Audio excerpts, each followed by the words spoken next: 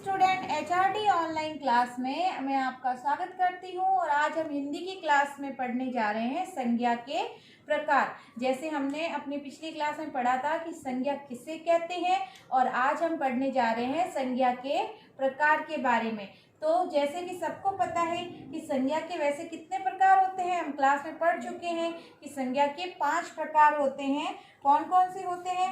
व्यक्तिवाचक संज्ञा, जातिवाचक संज्ञा, भाववाचक संज्ञा, समूहवाचक संज्ञा और द्रव्यवाचक संज्ञा। लेकिन आज हमें 3 प्रकारों के बारे में ही पढ़ना है। पहले व्यक्तिवाचक संज्ञा, उसके बाद में जातिवाचक संज्ञा, उसके बाद में भाववाचक संज्ञा। तो पहले हम पढ़ रहे हैं व्यक्तिवाचक संज्ञा किसे कहते हैं। तो आइए देखते हैं। जो शब्द किसी विशेष व्यक्ति, किसी विशेष स्थान या किसी विशेष वस्तु के नाम का बोध कराए उसे हम व्यक्तिवाचक संज्ञा कहते हैं। विशेष व्यक्ति, जैसे किसी व्यक्ति का नाम, ऐसे नहीं कि वो व्यक्ति, वो नहीं आएगा, उसमें किसी विशेष व्यक्ति का नाम ही आएगा। फिर विशेष स्थान, जैसे ऐसे नहीं कि वो वहां गया है, वहां जा रहा है, नहीं, उसमें किसी स्थान का नाम ही आएगा और कोई वस्तु, उस वस्तु का नाम आएगा। और उन सभी शब्दों से हमें पता चलेगा कि ये संज्ञा है। तो देखिए, जैसे मोहन, मोहन किसी लड़की का नाम हो सकता है ना, तो मोहन एक विशेष लड़की का नाम हो गया। गीता किसी लड़की का नाम हो गया। आपका भी तो नाम हो सकता है ना, आप भी क्या है, एक संज्ञा है। और आप किस में आते हैं? व्यक्तिवाचक में आते हैं, क्योंकि आपका खुद का एक पर्सनली नाम है, विशेष नाम है। फिर स्थान में जयपुर, जोधपुर, हमारे गांव का नाम भी हो सकता है। गांव नहीं कह सकते हैं, उस गांव का नाम होना जरूरी है, ठीक है। और फिर हम देखते हैं विशेष वस्तु के बारे में। तो पेन, पुस्तक, कुर्सी, टेबल, ये सभी जो जिसका एक नाम होता है, हमें पूरे उस शब्द से उस नाम का बोध कराती है, उस वस्तु का बोध करवाती है, वो क्या कहलाती है? व्यक्तिवाचक संज्ञा कहलाती है। जो शब्द किसी विशेष व्यक्ति, स्थान या वस्तु के नाम का बोध कराए उसे व्यक्तिवाचक संज्ञा कहते हैं। तो आइए नेक्स्ट पढ़ते हैं। दूसरा प्रकार है जातिवाचक संज्ञा। तो क्या होती है जातिवाचक संज्ञा? जिस शब्द से एक ही जाति के समस्त प्राणी अथवा वस्तुओं का बोध होता है उसे जातिवाचक संज्ञा कहते हैं। शब्द, एक ही शब्द से किसी संपूर्ण जाति, जैसे अगर मैंने कहा पक्षी, तो पक्षी के अंदर सभी आ गए ना, तोता, चिड़िया, कबूतर, मोर, है ना, तो पक्षी बोलने से सभी आ गए। अगर मैंने मोर बोला होता तो वो किस में आ जाता? व्यक्तिवाचक में आ जाता। लेकिन अब मैंने कहा है पक्षी, तो पक्षी में सभी आ गए। अब देखिए, जैसे मनुष्य, तो मनुष्य में लड़का, लड़की, हमारे आसपास जितने भी प्राणी हमें है ना मनुष्य में, तो मानव जाति में क्या आ गया? मनुष्य में सभी आ गए। औरत है, मानव है। अब है सभा। सभा, हमारे गाँव में अनेक प्रकार की सभाएं होती है ना, तो सभाओं में कैसी सभा हो सकती है? सारी सभाएं, गांव की समस्याओं को लेकर सभाएं हो सकती है, किसी उत्साह को लेकर सभाएं हो सकती है ना।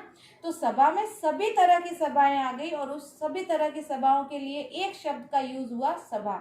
नदी, नदी, नदी में गंगा, यमुना, अगर हम किसी एक नदी का नाम ले लेते तो वो किस में आ जाती? व्यक्तिवाचक में आ जाती। अब यहाँ नदी, तो नदी में कोई भी नदी, यानी तो सभी का क्या करवा रही है? बोध करवा रही है, यानी कि सभी के लिए एक शब्द का प्रयोग हो रहा है।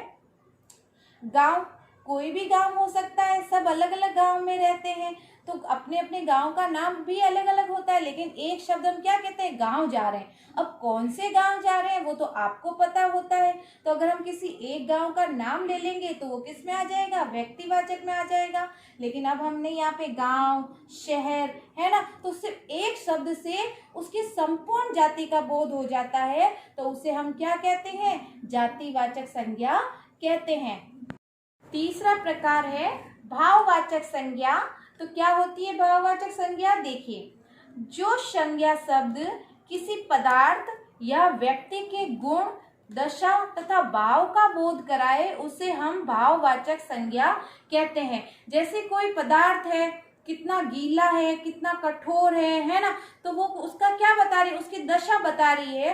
तो व्यक्ति के गुण भी हो सकते हैं। तो देखिए जैसे मित्रता, कोई मित्र है, अगर वो हमारा दोस्त बन तो हमारी उसके साथ दोस्ती होती है, तो दोस्त से दोस्ती बनी, मित्र से मित्रता। जैसे जातिवाचक संज्ञा के शब्द जो होते हैं वो भाववाचक संज्ञा में परिवर्तित होते हैं। तो देखिए मित्र से क्या बनी, मित्रता बनती है। सुंदर, कोई लड़की है या लड़का है या कोई वस्तु है, वो सुंदर होती है, तो सुंदर से सुंदरता। मधुर, मीठा, है ना। जैसे कोई अच्छा गाना गाता है ना, तो उस शब्द से क्या बन जाएगा, मधुरता, कि कितना मधुर गाता है, और मधुरता उसका भाव बताती है हमें। बचपन, है ना, बचपन क्या बताती है, उसमें भाव आता है। तो बचपन भी किस में आएगा, भाववाचक संज्ञा में आएगा। वीर, वीर से क्या बना, वीरता, कोई बहादुर होता है बहुत ज्यादा, कि भाई वो लड़का है, वो तो बहुत ताकतवर है, बहुत बलशाली है, बहुत वीर है। तो वीर से क्या उसका भाव हो गया ना वीर के, भाई वो तो बहुत ताकतवर है, तो क्या बन गया, वीरता, है ना। तो ऐसे बहुत सारे शब्द होते हैं जिससे हमें भाववाचक संज्ञा का ज्ञान हो सकता है। जैसे कोई दानव होता है, तो दानव से क्या बन सकता है, दानवता। बच्चा है तो बनेगा बचपन, है ना। बूढ़ा है तो बुढ़ापा हो सकता है ना। बूढ़ा व्यक्ति है तो उसका भाव क्या होगा, कि ये तो बूढ़ा है, भाई इसका बुढ़ापा है। तो बुढ़ापा क्या कहलाएगा, भाववाचक संज्ञा में कहलाएगा, कि किसी शब्द से हमें उस व्यक्ति के गुण, दशा तथा भाव का बोध करवाए, वो क्या कहलाएगी, भाववाचक संज्ञा कहलाएगी। तो आज हमने संज्ञा के प्रकारों के बारे में पढ़ा है। तो आज आपको कॉपी वर्क करना है और इन्हें याद भी करना है। Thank you.